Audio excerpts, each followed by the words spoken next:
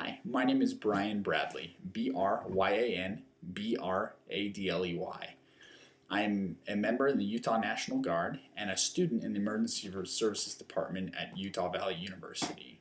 My unit in the Utah National Guard is part of the Hazard Response Force. It's a national response force that's divided into regional groups across the United States. My unit has had the opportunity to deploy and serve citizens during these disasters and events all over the United States. We participated in Hurricane Katrina, some of the other hurricanes and storms on the eastern coast. Most recently, the floods in Colorado and some of the wildfire incidents all across the western United States. It's been a great experience and something that has taught me a lot, and I've been able to see the impact of family emergency preparedness plans. And that's my topic today. Because in all reality, families that prepare together survive together. Many times when people think about this, they get a little overwhelmed and a little bored and don't want to put in the effort. But the reality is our families are the fundamental units of society, and it's up to us to prepare each and every one of our families for the wide variety of emergencies that we face. The first part of any family emergency preparedness plan is an emergency communications plan. And what that entails is, first, who are you going to call? You need to let someone outside the situation know what's going on and where you're going, what you're doing, and what the plan is. Second, you need to establish channels of communication within your family unit, how you're going to contact each other, whether it's going to be by cell phone, whether it's going to be text message, email. I wouldn't use email, it's a little slow sometimes. But you need to talk about this with your family. The second part of any family emergency preparedness plan is a meeting location. The first is a local location, someplace right outside your house, in case of a fire or any time where you have to evacuate the house, an intruder or anything like that. You need a designated location where you can meet so that you can take a head count and ensure that everyone is there.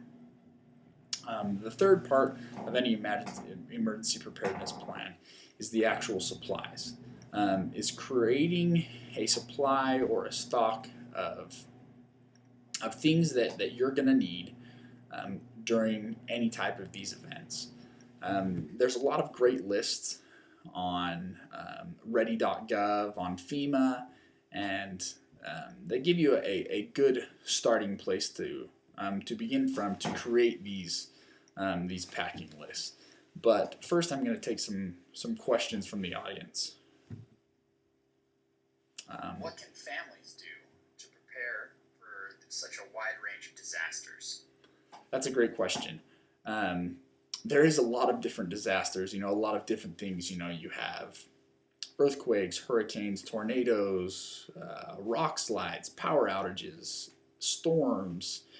You have,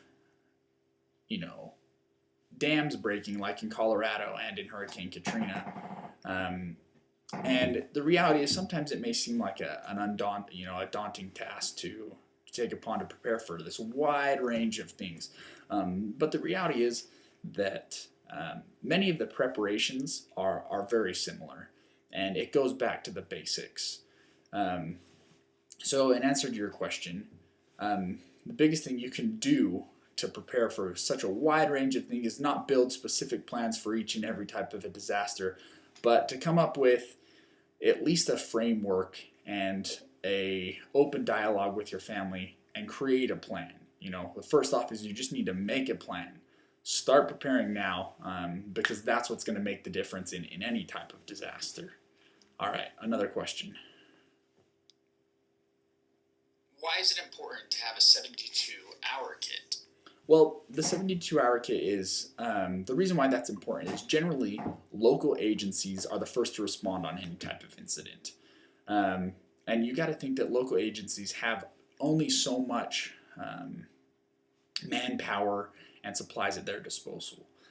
Generally on a large-scale incident, local agencies and other cooperative agreements, with other local states and stuff like that have come in to help will get things running, and it generally takes about 3 days for large scale federal aid to show up, and so that's why the recommendation of 72 hours is so important, because it gives you that 3 day comfort bubble, to prepare and wait for government assistance. But the reality is also the 72 hours, or 3 days is a great goal to start from. It's not too big. It's not, prepare for 3 months, prepare for 5 years or anything like that. 72 hours is a good goal that every family can obtain. What types of disasters and incidents should we be concerned about here in Utah? Well, here locally in Utah, most of the things you need to be concerned about is, severe storms during the winter, that can cause power outage, that can cause, any types of things where you'd be without heat or access to, outside stores, and things like that. We do in Utah, we live on a very large fault line, so the possibility of an earthquake is possible, and so that's another thing that we need to consider. We also have, we obviously, everyone knows we have a lot of wildfires here, and for those of you that live in those danger areas, you need to have these types of plans in place to ensure your family, the protection of your family and property. Last question. What about families that have limited resources to prepare for these types of situations? That's a great question. Many times the excuse for, a 72-hour kit, or, creating kind of a little stockpile of supplies. People say, well, we're poor college students, or we're a starting family, because that's kind of the demographic around here in Utah. But the reality is preparedness starts, by small steps. It can be something as simple as, every time you go to the store, pick up an extra can of chili, a box of matches, and a jug of water. It pretty much any preparation is better than no preparation. And so it doesn't matter what type of resources you have at your disposal, even the most limited, can start setting aside small amounts, whether it's $5 a month, or, whether it's $2 a week, or $10 a month, or whatever it may be. It's just starting. That's the important thing, is starting now and making it priority to establish an emergency preparedness plan in your family. In closing, I just wanted to reiterate the importance for each and every plan.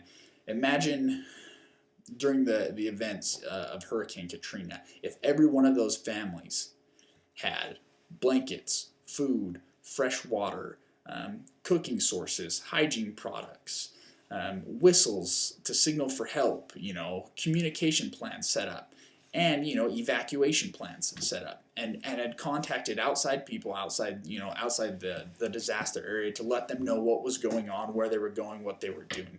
How much better off would those people have been if they were more prepared? As I stated before, families that prepare together survive together. Thank you for listening, and I hope this helps, and I hope it'll make a difference out there.